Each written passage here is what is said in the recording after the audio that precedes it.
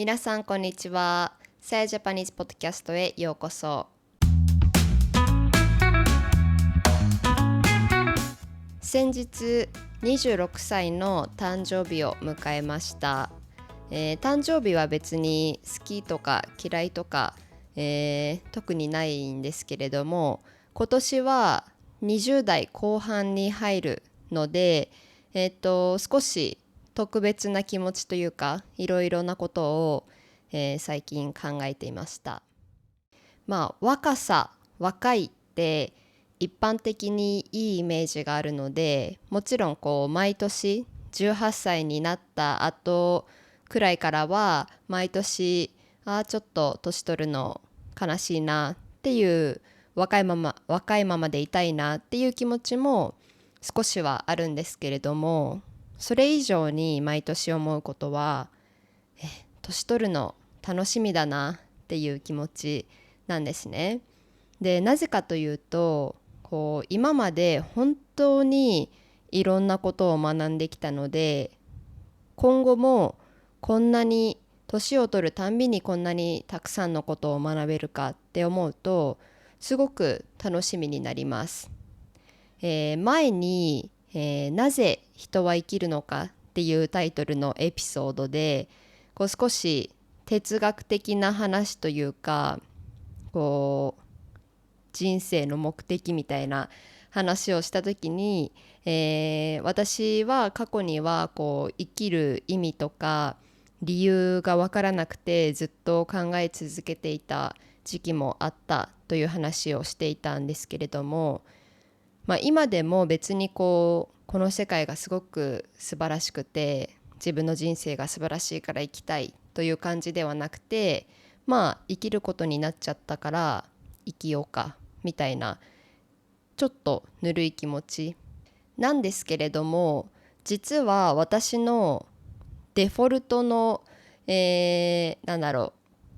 気持ちはすごく情熱的なんですね。かなり熱い性格をしています。なので今までの人生もすごく当たって砕けろを体現したような感じです。当たるっていうのは hit っていう意味で、砕けるは break とか、shutter、当たると合わせると smash とか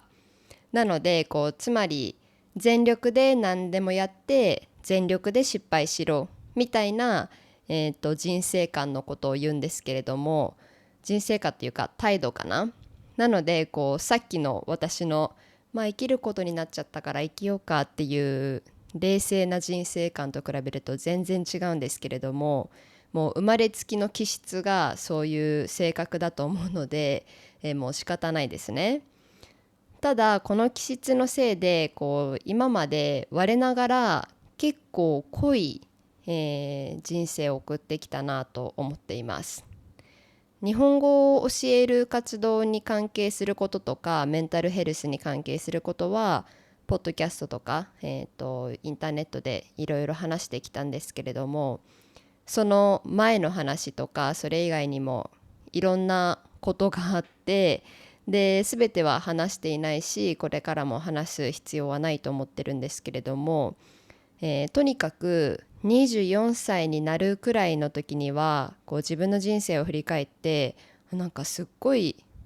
気づいたらいろんな経験してきたなって思ってたんですね。それは縦にも横にも、横っていうのはもちろん海外旅行にいっぱい行ってドイツにも住んでみてスペインにも住んでみて、でいろんな国からの人と話していろんな世界があるっていうのを知ったっていうのもありますし、縦にっていうのは日本の中でもなんか日本の本当にすっごいお金持ちな人たちにもあったし、なんかこんな闇な世界あるんだみたいなのも少し見たことがあるし、高校大学社会人っていうまっすぐな道のりを歩んでいたら出会えないようなタイプの人たちとか環境も少し目にすることができたなって思っています。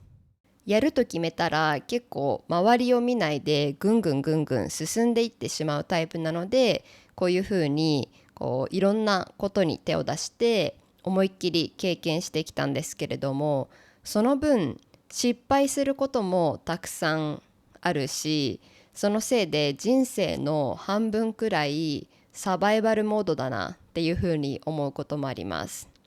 もちろん私なんてすっごい恵まれていますから、本当に恵まれていない人たち、例えば戦争の中にいる人とか、家族が貧乏な人とかに比べたら本当に生ぬるさ極まりない、人生ですが、でもその日本の平均的な環境で生まれたにしては、こ勝手にハードな道のりを選んできたなという感じです。すごい失敗する分、今までいろんなことを学んできたなって思います。性格的に結構感化されやすいので、新しいことを学んだらすぐそっちにのめり込むし、それをすごく知ろうとして、もしそっちが正しいと思ったらコロッと変わることもあるんですね。で、特に海外に住んでいると毎日がマイクロカルチャーショックなので、普通だと思っていたものが毎日覆される感じなので、その変化もすごく早いんですね。なので毎年それまでの自分を振り返って、昔はあんなことを信じていたのかとか、たった1年前の自分はこんなことも知らなかったのかみたいな、20歳の時には18歳の自分がすっごい子供っぽい気がしていたし、22歳の時には20歳の自分が信じられないとか、撮影している今はまだ25歳なんですけれども、25歳の今、去年24歳の自分を見返すと、なんであんなアホなことしていたんだみたいな毎年毎年こういうのをやっているんですね。で、そうして今まで学んできたことのどれも、それに気づく前は本当に全然違う風に考えていたし、改善するべきだとかも全然思っていなかったことが多くて、ただ大きな失敗とか苦しい時期を通して身をもって学んで、その学んだり気づいた時にはまるで夢から覚めたような気持ちになってきたので、本当にその当たって砕けるというか、その経験をしてその失敗をしてしか学べなかったなって思うことが多いんですね。もしかしたらそういう自分で身をもって経験しなくても本とか読んだりして学べたこともあるかもしれないですけれども、やっぱり一番ハードだけど身にしみる学び方をしてきたなという感じです。で、多分私の性格的に懲りずにどんどんどんどんいろんなことに挑戦したり、失敗していくと思うので、ってことは逆に毎年これからどんどんどんどんもっと新しいことを学べる可能性があるっていうことですよね。で、そう考えると、もうまだ25歳なのにこんなに学んできたってことは、今後どれだけ学べるんだろうって考えると、本当に年を取るのが楽しみになります。で、毎回そういう失敗とか苦しい経験をして身をもって学ぶたびにすっごく楽になるんですね。さっきから抽象的な話しかしていないので、ちょっと例を挙げて説明しますね。一つ簡単なことを例に挙げると、友人関係ですね。例えば高校生の頃は友達グループに溶け込めないとか、いつもグループのメイン的な存在の友達のことが羨ましかったり、そんな可愛らしい悩みばかりだったけど、学生の時ってすっごい小さい世界に住んでいるので、自分の中ではすごい大きな悩みだったんですね。で、大学生になってからは溶け込むために自分を偽ったりしていて、で当時の私はみんなと友達になれる、いつも友達に囲まれている、自分すごい友達たくさんみたいな風に思っていました。で、今になって最近になってもっと素の自分で楽しめる自分を見つけて、こう友達に会ったから帰りは疲れているではなく、友達に会って本当にエネルギーがチャージされて幸せになった状態で家に帰れる、そんな友達に、恵まれているんですね。でもちろんこれはこう私が本当にラッキーだったっていうのもあるんですけれども、こういろんな友達と出会っていろんな経験をするうちに、こう自分に合う人を見つけられるようになったり、あとは落ち着いて友達の取捨選択が上手になったっていう、こう自分の成長もありますし、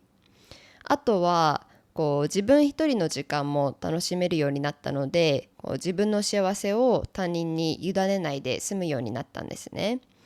皆さんここまでどれくらい日本語理解できましたか？もしトランスクリプトとか英語訳なしで理解するのが難しいとか、聞き取れたけど自分では話せないという人におすすめなのが、私が運営しているさやジャパニースクールで1対1のオンラインレッスンを受けることです。今回ははるか先生をご紹介します。はるか先生は主に会話と文法を合わせた授業をしている先生です。はるか先生は明るくて元気で面白い人なんですけれども、すごく真面目でもあります。で、ご自身が英語とか学ぶときに、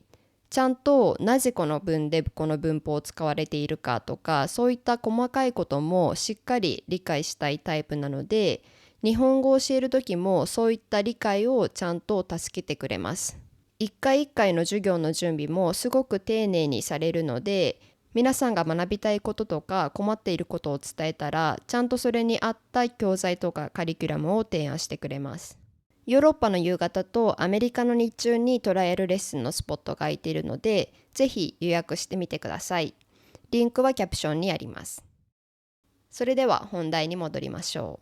う。で、さっき言ったように、例えば10代の頃は友達の取捨選択なんてするべきだとも思ってなかったし、やり方も知らなかったけど、こう20歳22歳と年が上がるにつれてそれが簡単になったし、やり方も分かったし、友達にいつも囲まれてなくても大丈夫になったっていう風に、こうどんどんどんどん楽になっていきますよね。やっぱり友達たくさん作らなきゃ、全員と仲良くならなきゃ、いつも友達と一緒にいなきゃって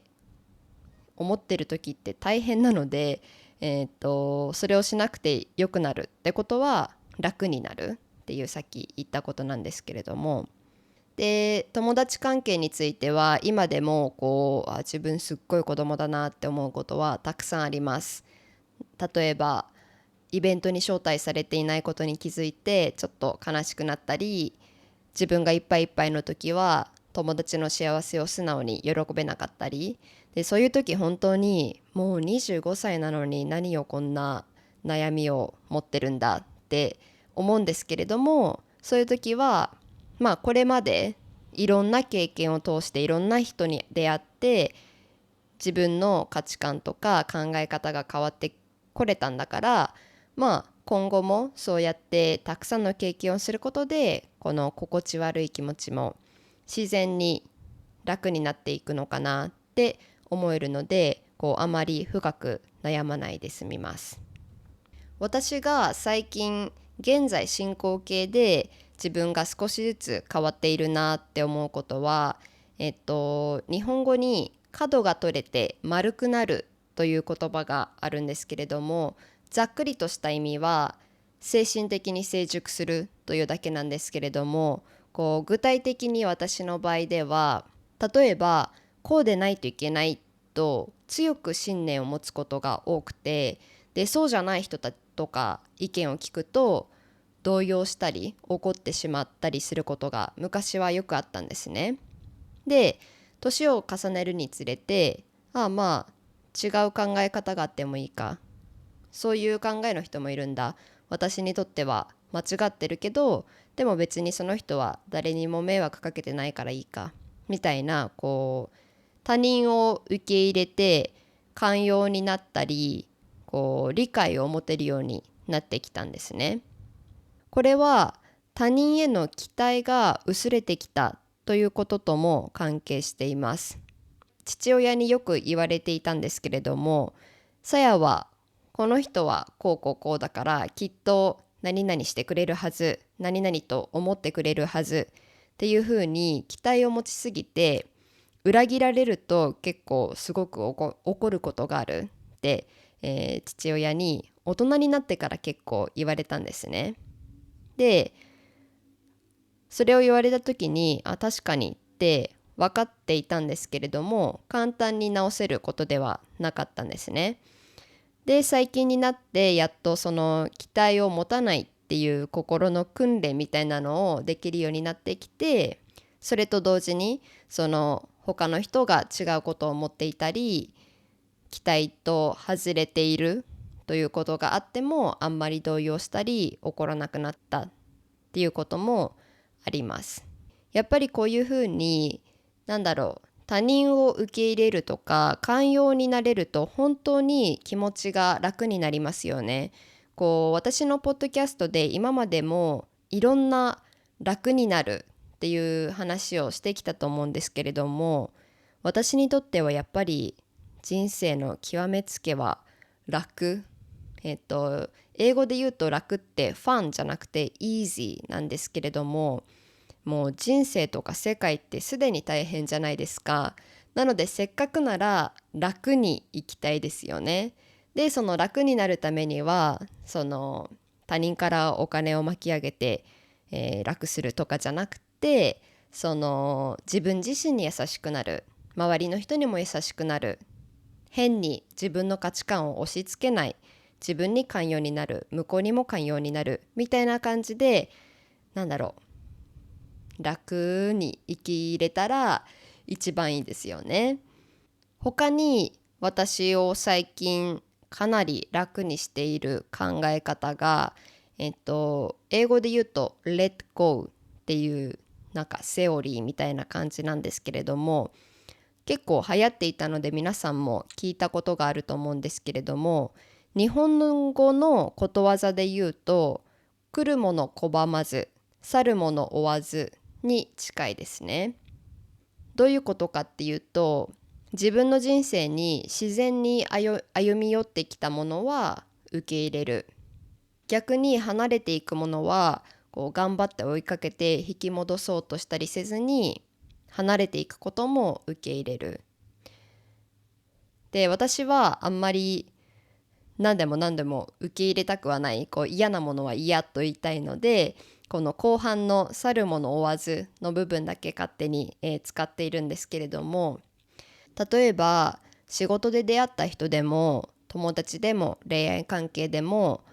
縁があって出会って、そして一緒に時間を過ごしたり人生の一部を共有できている、そのうちはそれを十分に思いっきり感謝して楽しむ。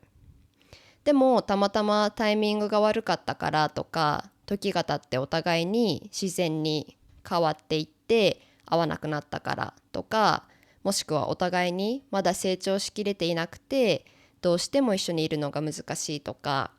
いろんな理由でいろんな人が自分の人生の中に入ってきたり出ていったりしますよね。で、それを無理にコントロールしたり、誰かが離れていったからといって自分のことを強く責めたり、離れていったことを自分への否定とか攻撃として受け取らない、英語で言うと take it personally なんですけれども、それをしないっていう話をポッドキャストでしようと考えていたら、ちょうど読んでいた本に同じ考えが、載っていたんですね。でもずっと綺麗な言葉で説明されていたので、ちょっと読み上げます。先日さやジャパニースクールの、律子先生がこの日本の作者のおすすめをしていて、そこで挙げていた吉本ばななさんの本で、この本は小説じゃなくてエッセイみたいな感じで、タイトルは吉本バナナが友達の悩みについて答えるなんですね。なぜこれを読み始めたかっていうと、ちょうどこのポッドキャストの原稿を書いていて友達関係の話をしたので、その後にたまたまこれを目につけて、じゃあちょっと読んでみようと思ったんですけれども、その一節を紹介します。私の人間関係の理想は全員が動いて流れていて、なのにぶつかり合わないみたいな感じ。今の人たちはみんな固定とか持続に力を入れすぎている印象があります。その気持ちを持つのは大切なことだけど、持続に力を注ぎすぎていると現在がおろそかになる気がします。たとえ固定をしたいと願っていても、人間関係ってそれほど思い通りにならないですよね。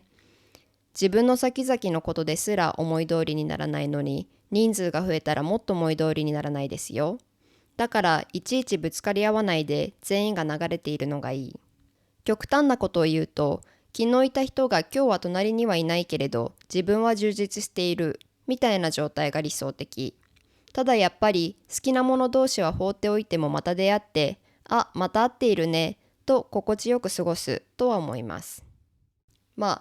つまりは Let Go のセオリーなんですけれども、それを日本語ですごく素敵に表現されているんですね。でもこういう人間関係に関しても、自分はまだすっごい子供っぽいなって驚くこともまだまだあります。今後ぜひ自分に変わっていってほしいなって思っていることの例は、最近自分はすごい心が狭いなと思うことがあります。例えばずるいことをしている人を見て、そのずるさが自分へも他人へも危害を一切加えていないし、むしろ後々その人自身が苦しむだけのことをしているはずなのに、あの人ずるい、ちょっと許せないとか思ってしまいますね。それから、他人と比べて落ち込むこともたくさんあります。もう他人と比べるべきではないって言いたいほど分かっているのに、もうなんか脳の自動的なメカニズムみたいな感じでついつい比べてしまって落ち込んでしまうんですね。他にも日々なんかこれ自分のこういうところ直したいなとか、まだこんなに子供っぽいのとかこう苛立ちを感じることはたくさんあるんですけれども、さっき言ったようにこう今までの自分の性格的にこう積極的にいろんなことに挑戦して経験して、いろんな人と交流して、でたくさん失敗して悩んで苦しんでいろんなことを学んで改善してきたので、特に今後さらなる努力とか意識をしなくても、どうせ自分はまた当たって砕けていろんなことを学んでいくんだろうなっていう楽観的な気持ちで落ち着いていられるんですね。なので自分が年を取っていくことに対しても落ち着いていられるし、楽しみだなって思っています。皆さんは、年を重ねるにつれてどんなことを学んできましたか？ぜひコメント欄で教えてください。もし私の誕生日を祝いたいなと思った方は、ぜひインスタグラムのフォロー、YouTube や Spotify のチャンネルのフォローやいいね、コメントお願いします。それでは最後まで聞いてくれてありがとうございました。また次のエピソードでお会いしましょう。If you want to learn Japanese more interactively, you can find the best teacher for you at Saya Japanese School, a quality-first online Japanese school founded by me. Visit sayajapanese.com for more information. Thanks for your support and happy learning!